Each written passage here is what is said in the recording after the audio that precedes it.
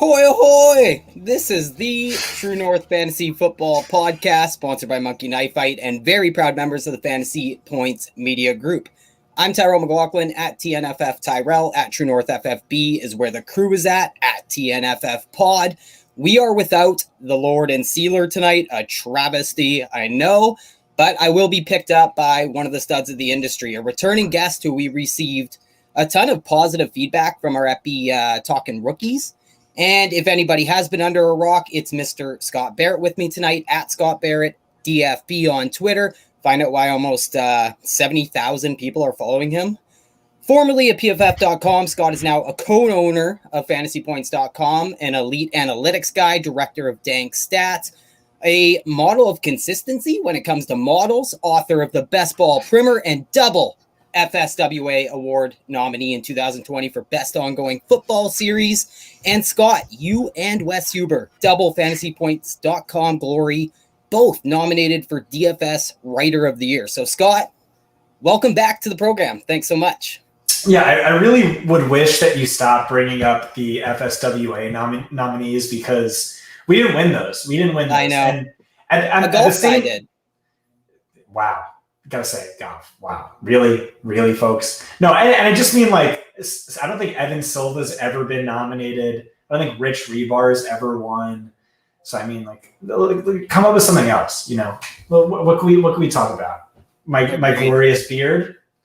The models, some of the strength of schedule work. I mean, I'll probably end up citing a lot of stuff that we could talk about because I really liked your strength of schedule pieces. We probably won't get to very much or any of that tonight, but I did want to tell viewers and listeners to go check those articles out because Scott breaks down the easiest and toughest strength of schedules by position. I think it's worth the price of admission alone for the entire website is the tables you put together for those strength of schedule articles.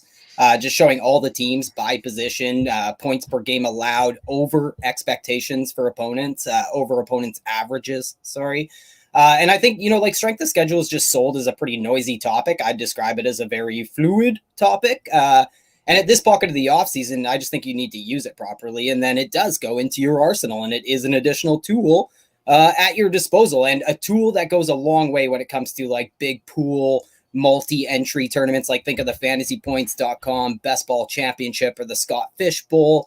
You want to target the best strength of schedule teams for the fantasy football playoffs. Actually, I listened to somebody, Abib Egbatoba, Dr. Abib Egbatoba, getting interviewed a while back, who, by the way, is the man who's won back-to-back Football Guys championships, took home $500,000 this year for first place. He attributes a part of his success for those championship teams to attacking those late season strength of schedules. By the way, he was asked, like they were talking about process and everything, and he name dropped FantasyPoints.com when talking about using the best resources, like unsolicited, because that interview was on the Fantasy Football Hustle, which is Drew McFarlane and the Drakes ditty. But my rambling point here is you need to be using the right information, and that couldn't be more true with something like strength of schedule. And it just absolutely floors me that even some of the big sites out there still base strength of schedule for the upcoming season on something as simple and unactionable as last season's points allowed and stuff like that. So the way you quantify strength of schedule, the way you measure it, the controls you put in place, I really love it. I enjoyed it at PFF. And it's really just out of this world in its FantasyPoints.com form, especially because you can go in there and like download this data or the PDF. But yeah, those articles are just money, and they're all capped off with thoughts, notes, of course, dank stats, because you are, of course, the director of Dank Stats. But we're not talking strength of schedule tonight. We actually did an episode right after the schedule came out. We had Jacob Sanderson on. It is in the feed, but what I want to talk about tonight is kind of a bunch of running backs and running quarterbacks. Really, we have a ton of players to go through. If we have time, maybe I'll get Scott's thoughts on like the Julio Jones trade, some of that fallout. But I really want to talk running backs, quarterbacks, because you have done some awesome work on that front in recent weeks, Scott.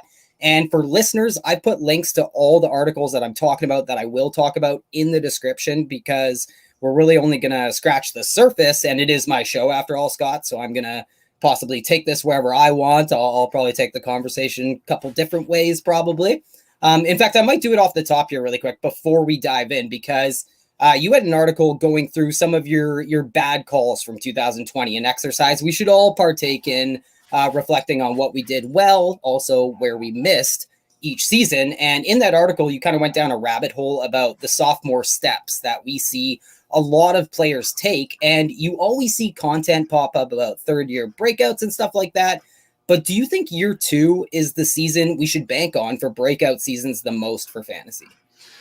Yeah, so if you just look at aging curves among fantasy assets, running backs, wide receivers, tight ends, so running back, the biggest leap is year 1 to year 2. Year 3 is the peak year, where year 2 is second best. Year 3 is the peak year, but only like barely above year 2. But so the time to target for fantasy is typically, year 2, where people are more often than not, judging based on year 1 performances, where the sophomore breakout that typically does happen, should be expected to happen. So looking at a player's baseline career average fantasy points per season, in year 1, running backs score about 88% of their typical baseline average. And then in year 2, that jumps to 115%. And then, like I said, year 3, 119%. But yeah, I mean, this year I am extremely excited about the sophomore running backs. I mean, who's not? Like, really, who's not? This was a very special class. Maybe a generationally great class, and you could take your pick. Like, who are you most excited about? Who are your favorites? Who do you like the most? I mean, there's just so many to pick and choose from. Obviously, there's Gibson, Cam Akers, my guy Jonathan Taylor. I mean, just probably already either the third or fourth best pure runner in the NFL. And then, like, is he going to catch passes this year? Is he going to be a bell cow? Will he, kick Nyheim Hines to the bench? Who knows? Clyde Edwards-Helaire, I talked about him as a miss, but I mean, who could see Le'Veon Bell coming mid-season?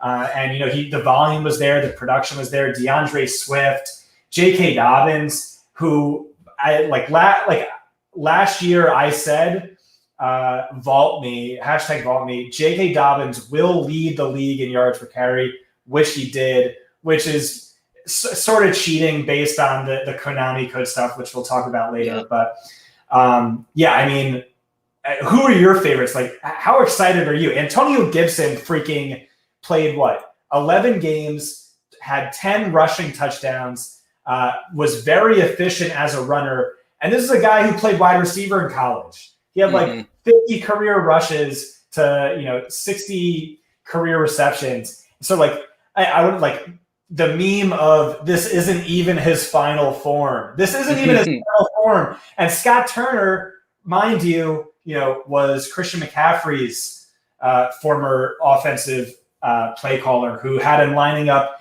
everywhere, mismatch nightmare, basically either getting carries or running slot wide receiver routes. So, and some of the comments, I love your series that you do every year about the post-draft press conferences, and some of the comments coming out of Washington, even right after they drafted them, was super appealing. And the other thing is, this kid has prototypical size. He can grow into any niche, any role that a 3-down running back needs to have in his arsenal. He can really grow into that, and I think in quick fashion. He's a Jonathan Taylor clone. Just pull up the height, weight, 40, 3-cone, bench press, combine broad. They were the exact same player, and no one noticed because he was listed as a wide receiver. Yeah, but they thanks, were Nagy. basically clones. And by the way, Jonathan Taylor, historically great running back. So historically great combine. Yeah, like these guys were in like the upper 1 percentile for their size, weight adjusted stuff. It was insane. And I think that's kind of where I wanted to take the conversation, because you mentioned these sophomore running backs, and I think, you know, you're also Mr. Bell Cow or bust. So I think you're the perfect guy to ask some of these questions, because, you know, the death of the high volume running back is kind of a universally known thing. However, I think it might come a little bit full circle because we have this sophomore class and, you know, the extenuating circumstances of last year. Like, we didn't have Christian McCaffrey, Saquon Barkley missed the whole season, and we didn't, you know, just the influx of all this young talent, even going back to the 2017 draft class. So would you say the days of running backs getting over 300 touches, like a bunch of them, is behind us, outside of like, you know, 3, 4, 5 guys? Or do you think we are going to see a bit of a rebound in 2021? Yeah, no, I think we're going to see a massive rebound. I talked about this in the article, how this was just like the outlier of outlier years for bell cow running backs. It was like a garbage year. Basically, let's say Dalvin Cook was the only bell cow, and there's typically 6 per season if you want to define it at like super strictly. And I mean, that's going to regress to the mean. Christian McCaffrey played only 3 games. Saquon Barkley played only 2. You know, is Ezekiel Elliott a bounce back candidate? I think he is. You know, I'm not like tripping over myself to draft him, but I think he's probably going to be back to high-end RB1 fantasy status. Joe Mixon, is this finally his bell cow season? I think it is. We've talked about this every single year. I talked about, is he a bell cow? Is he not? He should be, but he probably won't be. And that's how it's been every single year. And like, this looks like, okay, finally the year. Giovanni Bernard's gone. I don't know why this took so long, because Joe Mixon, one of the most efficient pass catchers in PFF college history by yards per route run. It was Graham Barfield's yards created metric. Exactly. Yeah, that's what I should be referencing. Thank you. Yeah, there you go. You're a better soldier than I am. Was comp to Matt Forte coming out. Like, he was supposed to be a bell count. It was weird that never happened. And that's a transcendent offense. And I think people might be worried about Jamar Chase coming in. Like, we've already seen 70% of the market share heaped on the wide receiver position in back-to-back seasons under Zach Taylor. That can't go up very much more. So those wide receivers are already competing for that 70% of the pie. And Gio can definitely, like, Mixon can definitely take that vacated volume. We might be able to distribute that vacated noisy volume to Joe Mixon, even though some people might be worried about that. I think the pass catching is what we need from Mixon, is what I'm saying, I guess. Yeah, I mean, Bernard had almost 50 catches last year. That's just massive. And like I said, like in weighted opportunity, a target for a running back in PPR leagues is worth like 2.68 times as much as a carry. And then outside of the red zone, it's worth like 4.3 times it. So really, targets are so much more valuable. And that matters in terms of floor, ceiling, median projection, but it also matters in terms of week-to-week consistency, being game script dependent, game script independent. I was actually really disappointed. So I told you before the show, I just did a 10-day long road trip. I went from Houston to Marfa to Roswell, New Mexico, to like middle of nowhere, Colorado, to Kansas City, to Indianapolis, whatever, all the way to New Jersey. And so I filed a bunch of articles before I left, and I expected them all to be published. And so I guess we're saving them for next week. But I would have really liked to have discussed those articles on this podcast with you specifically. Like, you're so great at doing your research. But the articles, we talk about week-to-week consistency in terms of production, okay? And then we improve upon that by week-to-week consistency in terms of usage based on XFP. And then we talk about game script dependence, and like who benefited most when trailing, who benefited most with a lead. Like If you look at like the Alex Smith-esque quarterbacks, like that Kirk Cousins, Phillip Rivers last year, who really were only viable when trailing. So like in DFS, you target them when they're heavy underdogs, let's say, along those lines. And the same thing extends to running backs like Nick Chubb, Derrick Henry. I mean, just look at the win-loss splits. They're averaging 14 more fantasy points per game in wins than losses. And that was always true for Joe Mixon. I don't think that's true this year, but that was always historically true for Joe Mixon. There's another article too. But so part of being a bell cow, part of the allure is that you're immune to game script. You know, Christian McCaffrey, Alvin Kamara, Saquon Barkley. It doesn't matter if you're trailing, because then you're going to get more targets, or you're leading, which means you're going to get more red zone drives and more rushing attempts. So that's all these are huge things. Like Nick Chubb, I tweeted about this. I'm not going to own any Nick Chubb in redraft. He was also a big miss for me. I'm not going to own any Nick Chubb in redraft, but anytime Cleveland's favored, I'm playing Nick Chubb in DFS, so long as the price is right. But and you're probably encouraged about their win total, as opposed to, you know, maybe Najee Harris, and that is a decision you have to make, and you know whose team is going to be better might actually make that decision. Because I am a big believer, you know, you always try and analyze who does well in your fantasy leagues. Growing up, I used to always do that. Like, what did that team who won do well? And you notice it's just sometimes it isn't that hard. Just target really good teams. You know what I mean? And so sometimes I think those decisions can be made by, you know, Cleveland having a 2 win total difference over Pittsburgh if you're deciding between Nick Chubb and Najee Harris, and maybe you don't care about pass catching as much. But I think those are really good points, because so much goes into being a bell cow. But what I was trying to get at is that I think we should be encouraged that maybe we do have 5 to 10 of them again this year, rather than, you know, under 5 of them like we had last year. Yeah, I think Najee Harris is one of them. But I just wanted to praise you again. Like, this is why I love you, Ty. So what you just brought up is the 4th article in that series. It's looking at Vegas projected win totals and the improvements from the actual win totals in the 2020 season. And like you said, Pittsburgh, they won 75% of their games last year. Vegas is projecting them to win only 50% of their games.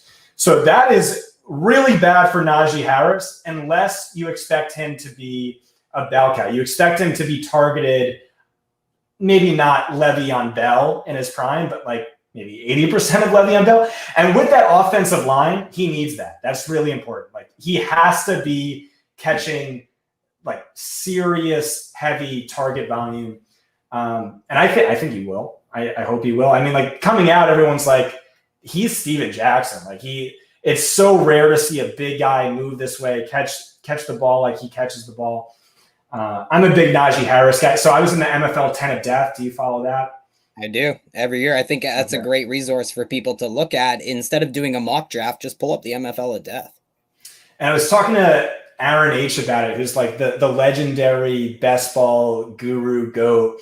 And like, his big thing was like, Najee Harris went around later than he should have. So this is a joke of an expert league. And I thought that was hilarious. But like, yeah, man, I mean, team Najee, but there is a lot that has to go right. Like, he has to be a bell cow. And, you know, even if you're a bell cow, like, I don't think that's good that Vegas thinks Pittsburgh's a 500 team. But then again, I mean, that's why I thought it was interesting that he actually popped up in your strength of schedule article in the running back position. Najee Harris did, because it is going to be like, it might be boom or bust when you look at it, when you play out that schedule. It's interesting. But I think the Le'Veon Bell conversation, like, you know, people compared him to Matt Forte. I really do think Najee Harris reminds me a lot of second year ready to go Le'Veon Bell. Like, I know he's not as quick on his feet, but he also makes up for that by being a better receiver than Le'Veon Bell, which is scary to say out loud. And if, you know, we're talking about bell cow running backs, like the Steelers, we're talking about the death of the voluminous running back. The Steelers never got that memo. They never have. And they've just been lacking the running back a little bit.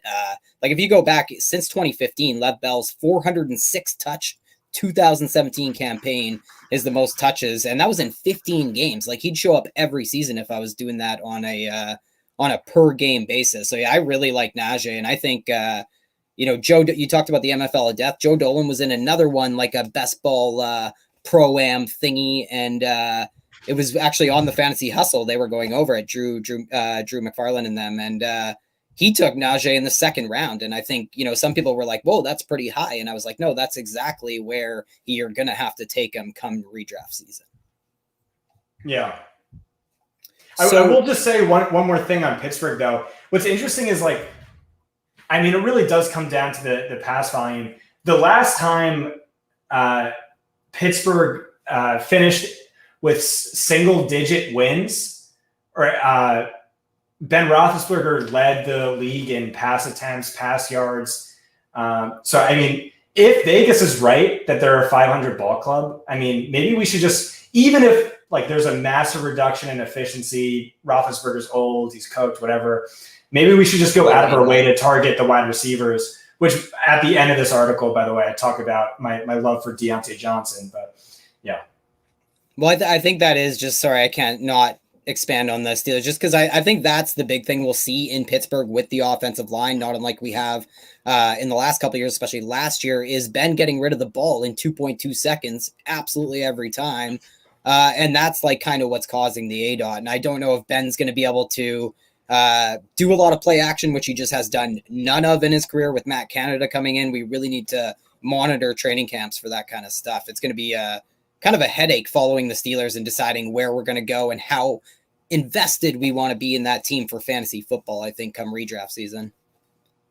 I'm talking about a lot of this volume stuff here, but I wouldn't mind, because you brought up Nick Chubb, and I think he's an interesting one because, Derrick Henry is kind of the king. We know that. And so I want to bring up the idea of outliers. I think it's kind of an easy pivot from talking volume with running backs, because volume is king. There's no doubt, but you mentioned the study after study that shows the importance of pass catching compared to rushing.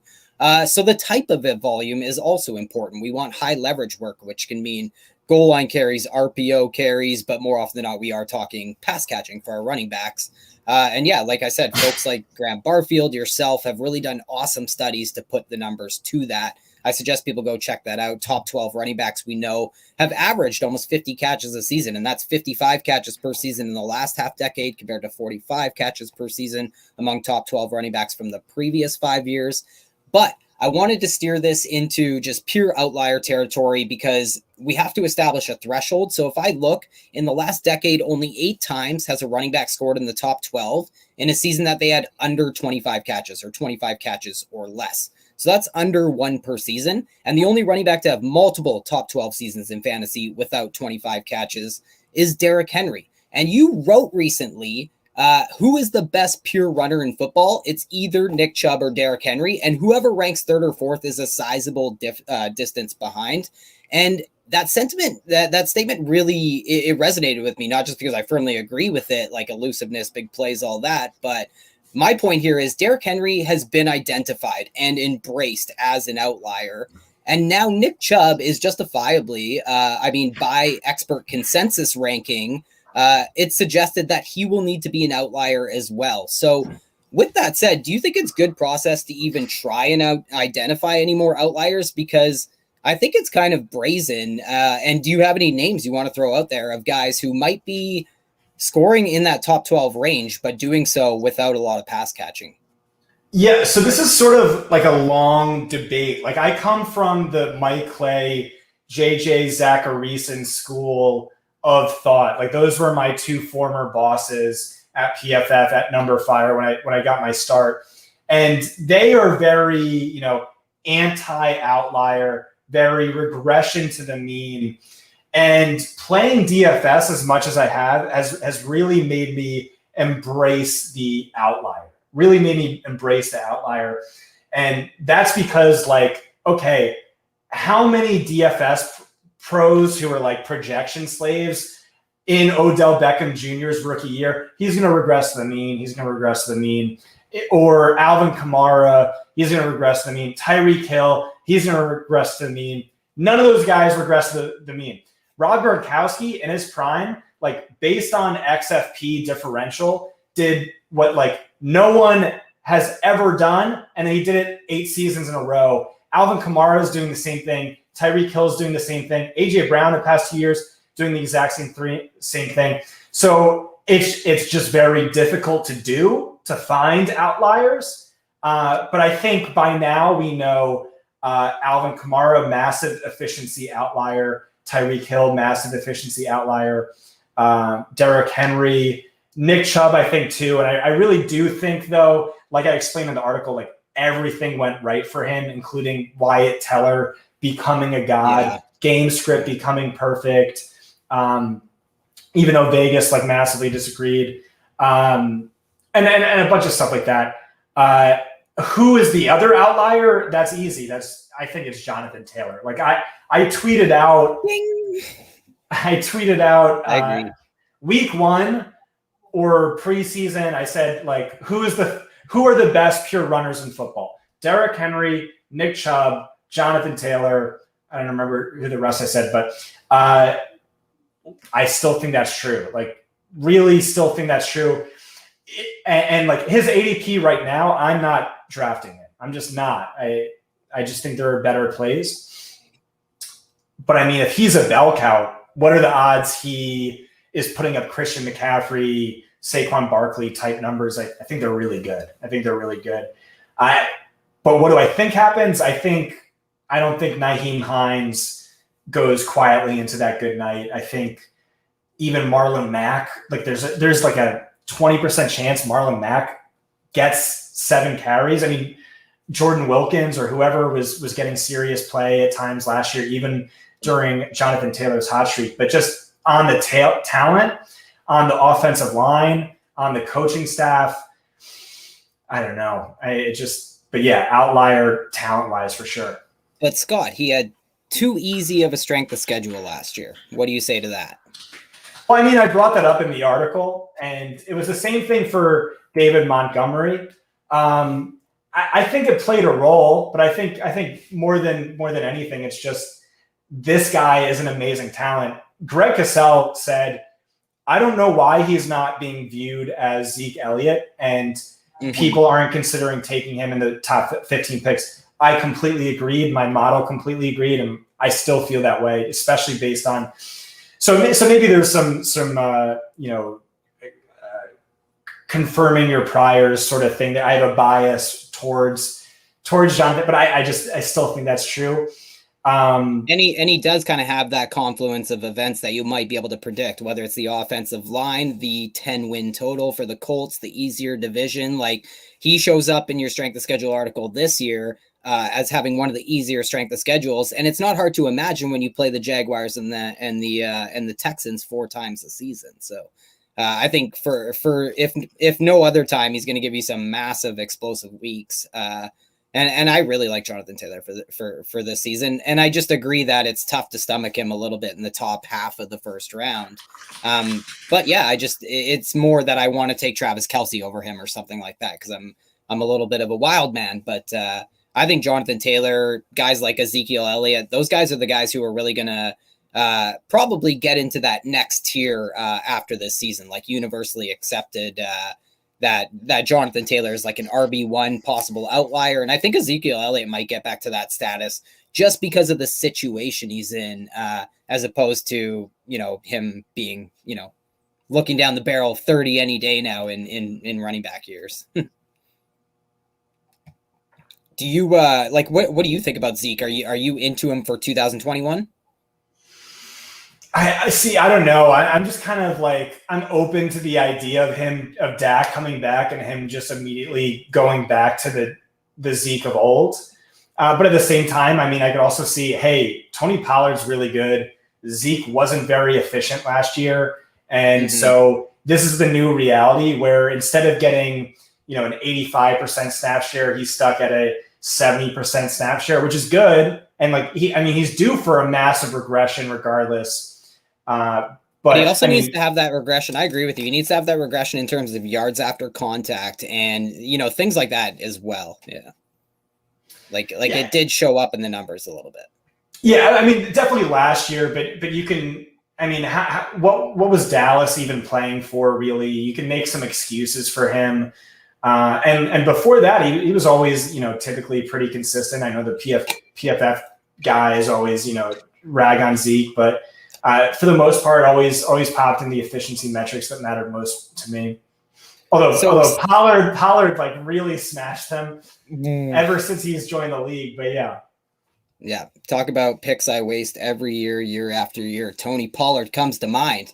And I just can't stop drafting him. And withstanding volume is a skill. Like that's totally a skill. Like that's important.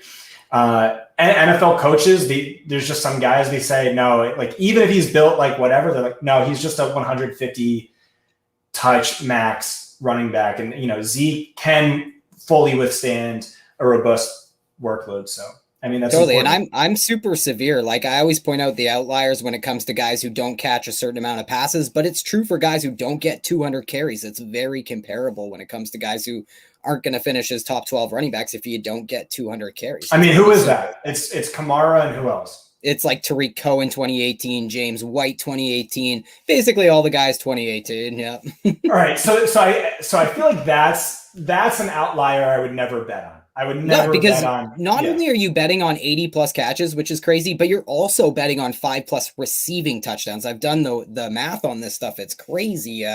All these guys, like I'm talking even, I was going to bring up and try and marry these two ideas of efficiency and volume and how we might strike the balance or maybe where your gut comes down on these guys. Because you think of a guy like Antonio Gibson, who I think could be either or. He could be a bell cow in the future, but he could also in the time being be somebody who might be able to score 300 fantasy points without getting 300 touches. And you think of somebody like Austin Eckler would come to mind, who is definitely an outlier in his own sense. So if you're in the second round and you're looking down the barrel of like Ezekiel Elliott who drops and an Austin Eckler, are you still just grabbing Ezekiel Elliott just because the volume is going to be there? Zeke over Eckler, yeah, for sure. Yeah, for sure.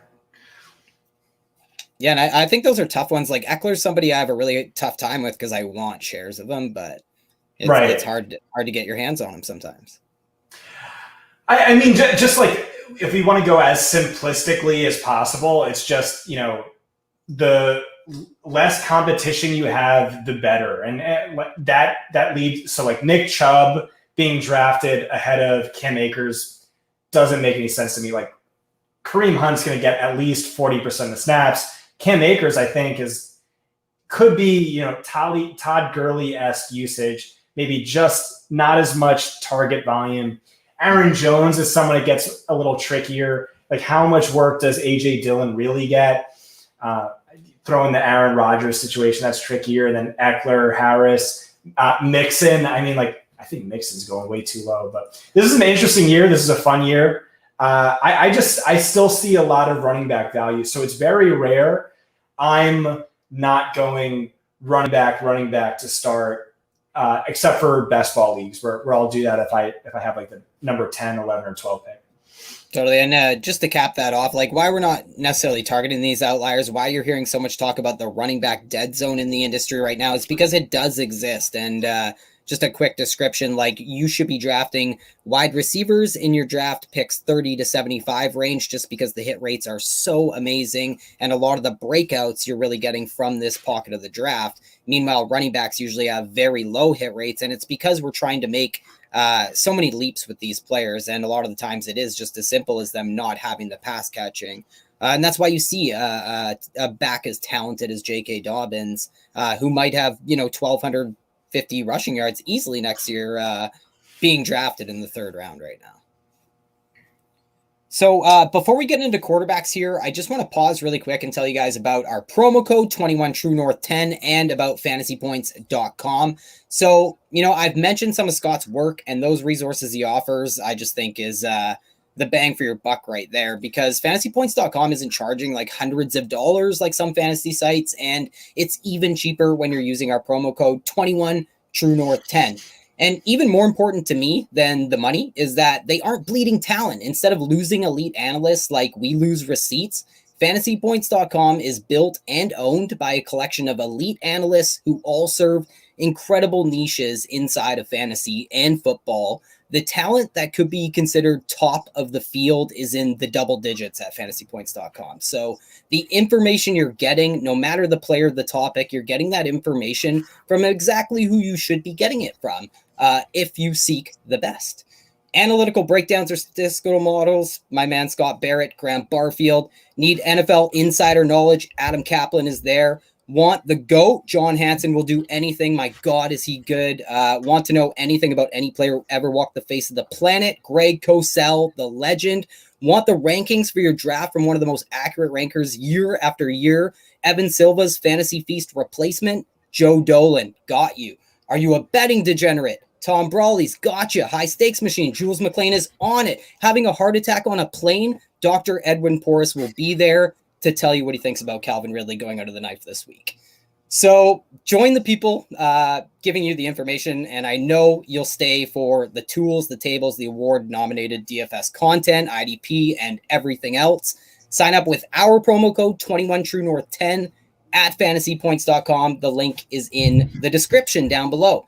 So, Scott, what I want to talk to you about next is how we're going to approach the quarterback position, because when we had you on last time, I was just so giddy about your rookie models, and it was pre-NFL draft. So we basically just picked your brain about that, but we have talked to almost every other guest this offseason about the bottleneck we've experienced at the quarterback position. It just overflowed last season. So, you know, you've also done spectacular work revisiting the Kunomi Code. It was kind of getting annoying having to cite the GOAT Rich Rebar's 2013 piece, 8 years later. So it was really awesome to put some really great numbers, on an idea that we really do attribute to Rich Rebar, who is just killing it over at Sharp Football right now. So I don't know, when we talk about it, you sort of get into how important rushing is, which we all know. You actually use tons of great examples. The best one is easily just Tim Tebow and how valuable he was for fantasy. It was super insulting as a Steelers fan, but point landed there for sure. But then you get into dual threat quarterbacks and kind of this new era we've embarked upon, where it's not just Randall Cunningham out there doing these things. So should we be targeting these dual threat quarterbacks? And by that, I pretty much mean, are you attacking these quarterbacks in the 5th, 6th round of your one quarterback leagues?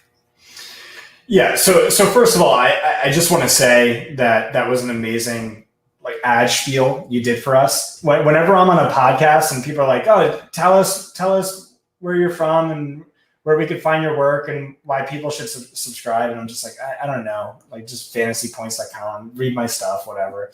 That was amazing. I just want to play that, a clip of that every single time. That was well done. Script. It's easy, and I'm the same way. It's hard to, you want to be humble. So I understand.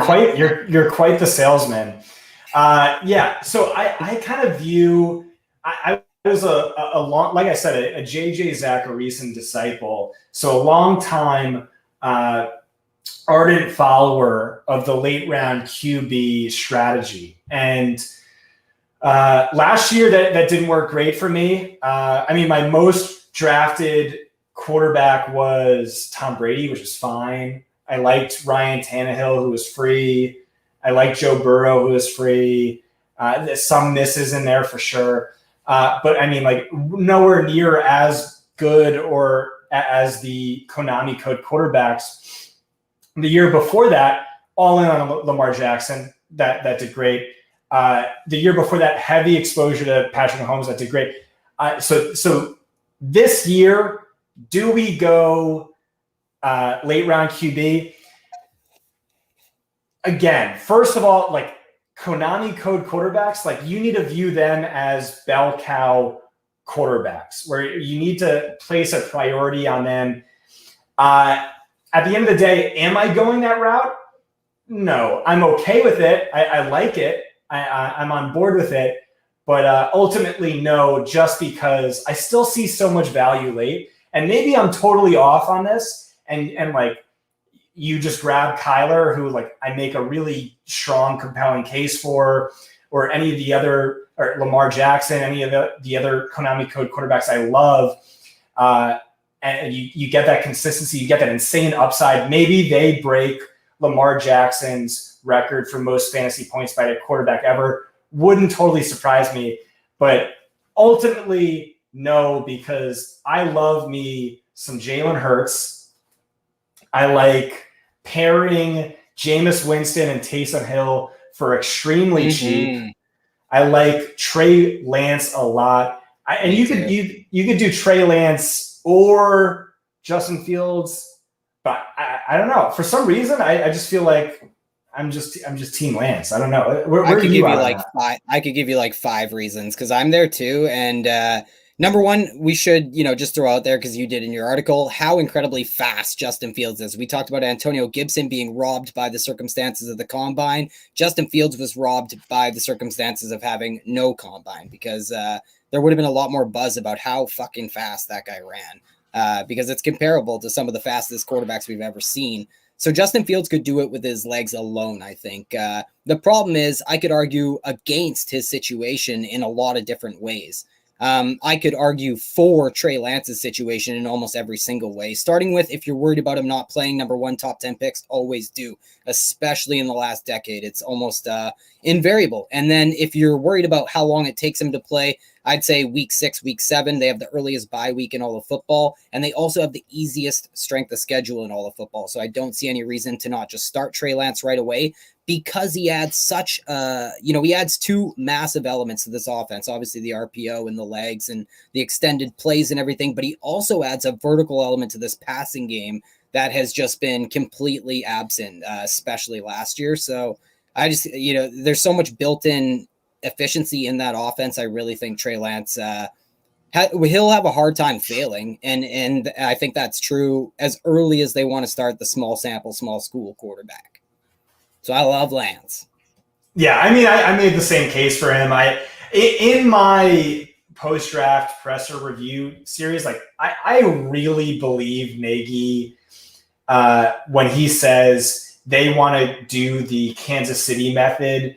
And when he was there, so Alex Smith starts year 1, and then Mahomes comes in year 2. Same thing with Fields and Dak. I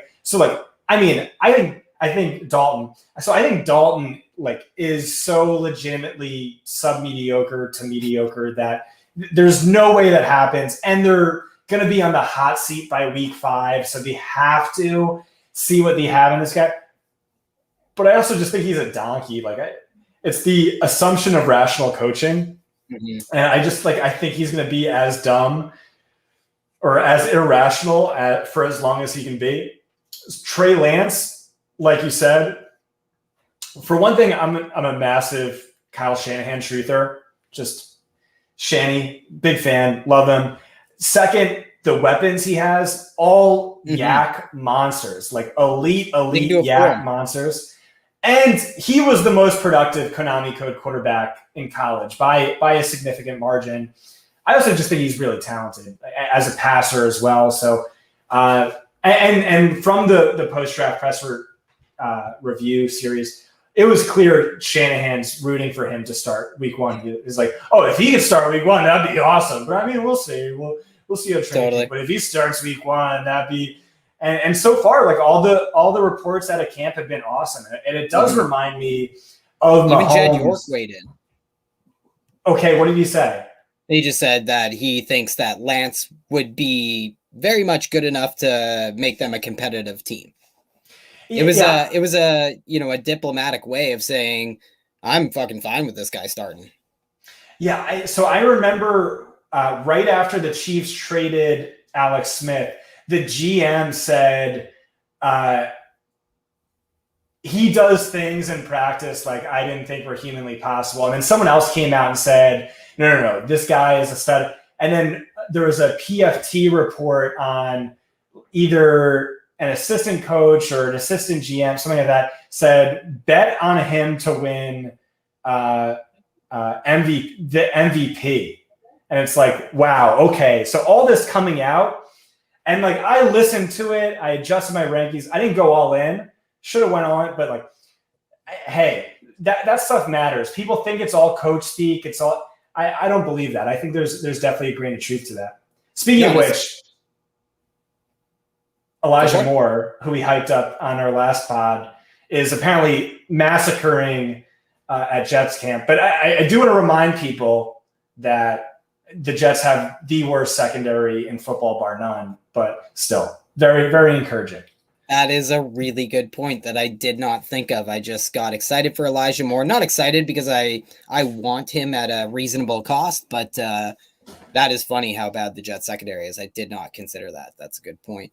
What are you doing with Zach Wilson? Like, he seems like the forgotten man, but he is for sure going to start the season. How does he fall into that category of Kunomi Code quarterback for you? And if not, do you think he's pretty much an avoid when it comes to startability for your fantasy team? Me and Danny Kelly actually talked about this recently, where we think like if he's a Konami Code quarterback, really it's on like the Mahomes spectrum. So like not a Konami Code quarterback, but he'll get you like 2.5, maybe he'll average 2.5 rushing fantasy points per game, something like that.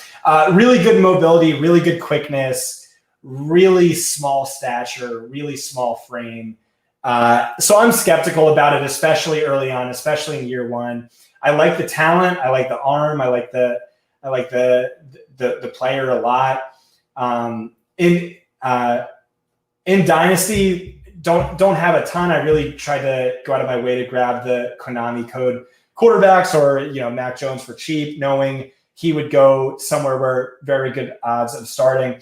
In redraft, not drafting him. In best ball, haven't picked up a single share. But I mean, hey, he's going to start all 17 games, and he is really talented. He went second overall. Plenty of people had him right there with Trevor Lawrence. But yeah, I mean, Lance is my guy. So if I'm drafting a rookie.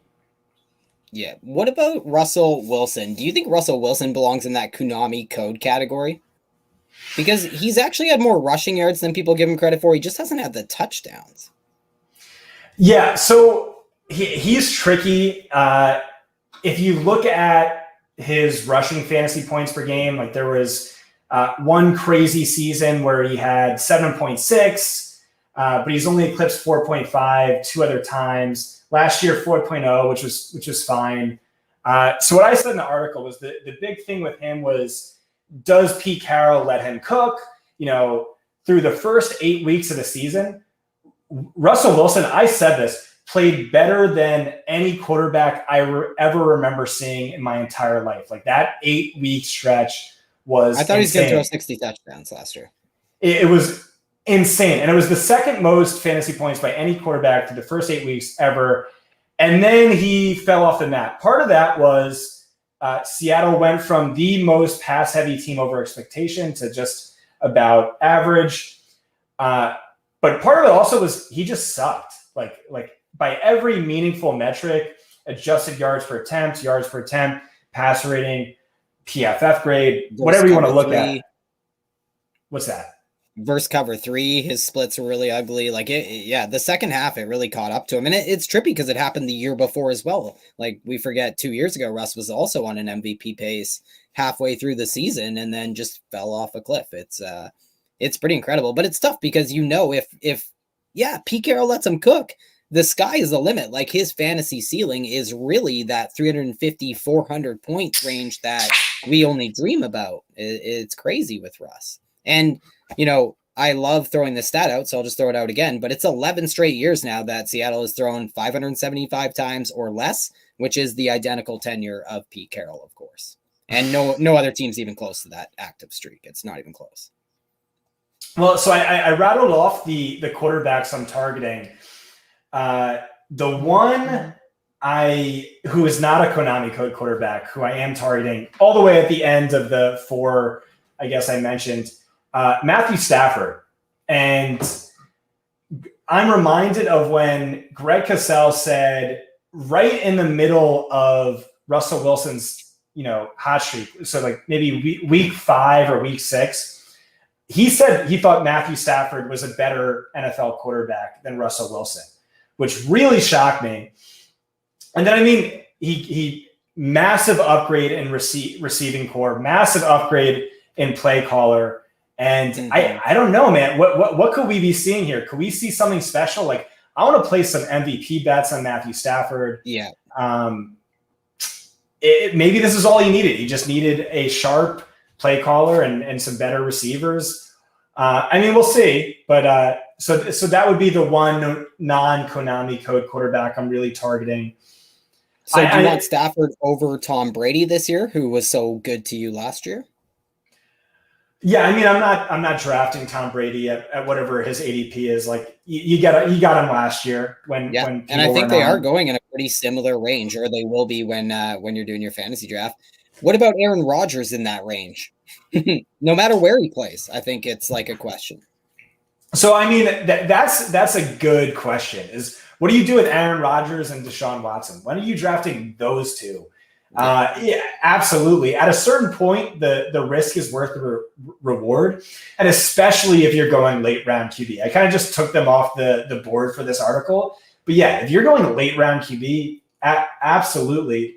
Typically, I want to be the 11th or 12th, no, like the 12th person to draft a quarterback, but really taking the 13th quarterback off the board because. So like in a Football Guys Players Championship draft, you see 11, you see 1, 2, 3, 4, 5, and then you see a lull, whatever. And then 11, 12, and then there's a massive like 4-round lull because no one wants to draft their backup, right? And then someone drafts a backup and it's like, all right, now it's time to shine, time to get in there. You can get Rodgers. I mean, do you think he's going to play? I think he's going to play. I don't know that it's going to be Green Bay, but I think he's going to play. I think he's going to play, but I do worry that if you want shares, I'll put it this way, grab him now, because once he announces that he's playing, whether it's Denver, Green Bay, wherever, he's going to shoot back up. And I've never seen somebody who is so in line to experience massive regression than Aaron Rodgers heading into 2021, with all due respect to his touchdown total and everything. But I also worry about his age and, Aaron Rodgers did what he did last year, which is just incredible, but really it's something we've only seen Peyton Manning do in the history of the NFL, which is ironic thinking about Peyton maybe ending up in Denver for his age 37 or 38 season or whatever. But I think if you want shares of Aaron Rodgers, you better go get them now in that 8th, 9th round in one quarterback leagues.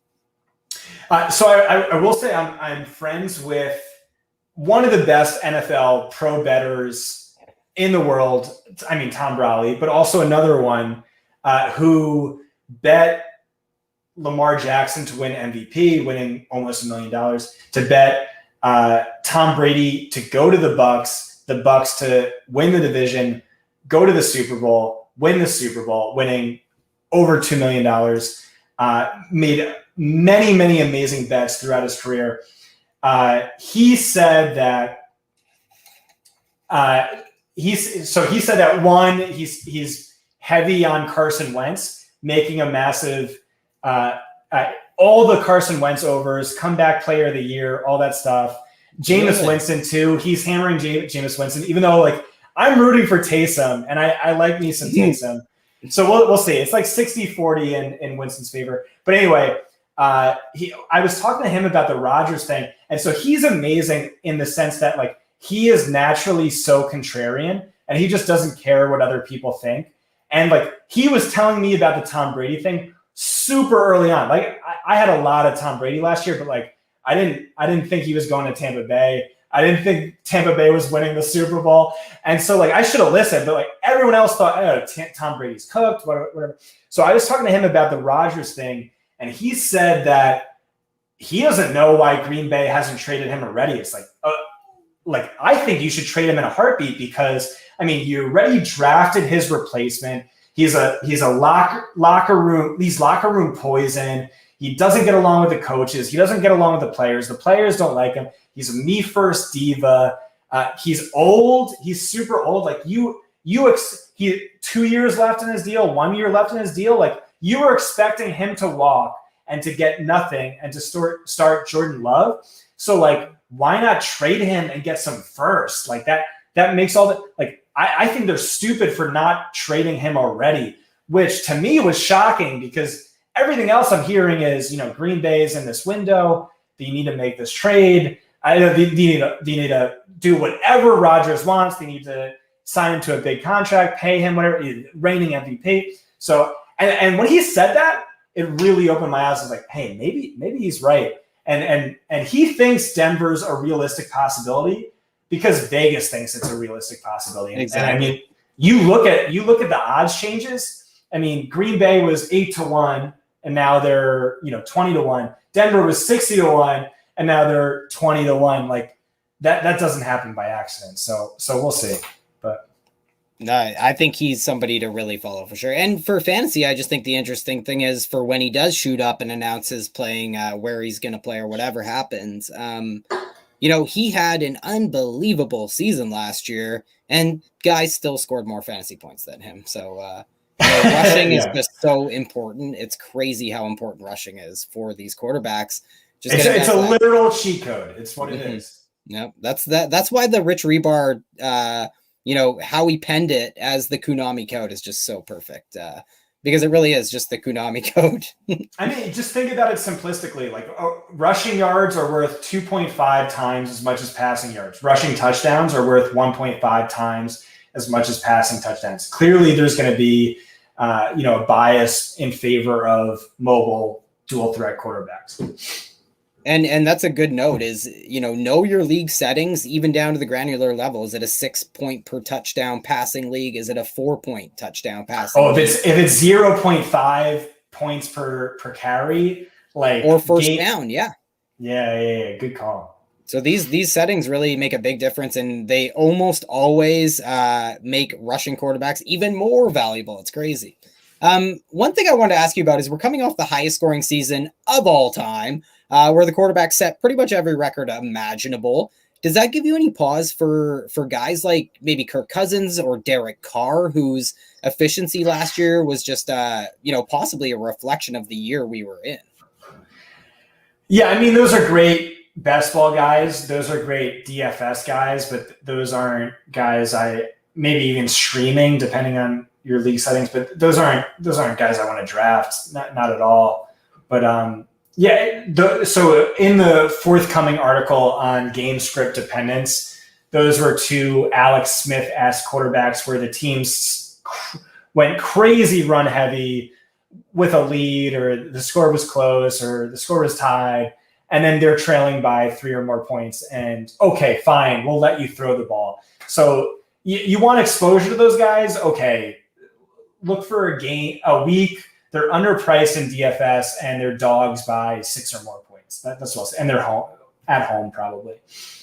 Yeah, and that's where win totals come back into play, because you see in Vegas that they're predicting Minnesota to be one of those rebound teams in 2021.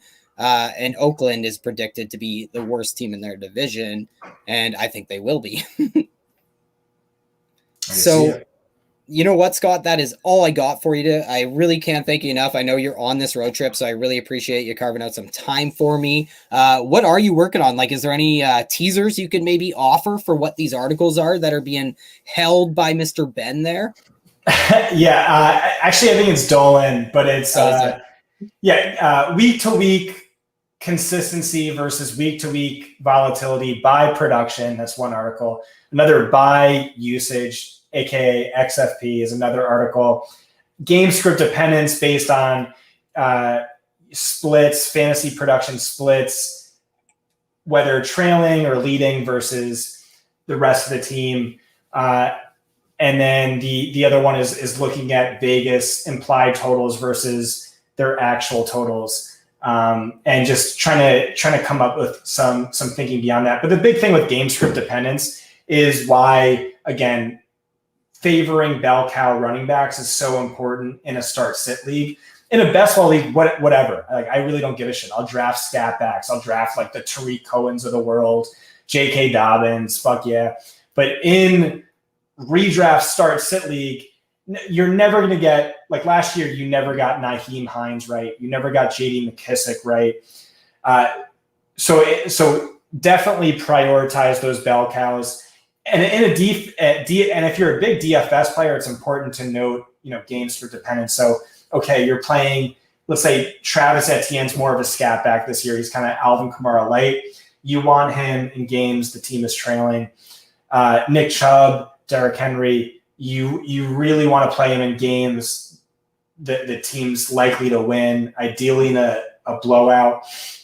So just talking about all these things, which I think are important, but plenty of actionable fantasy information in there as well. And after that, I'll do a redux of some of my biggest pieces from last year, upside wins championships, things like that. So Cool. Yeah, you've done a lot of work in leaning into that efficiency or into that volatility a little bit because eye-opening stuff for me, that's for sure. I love all the work you do.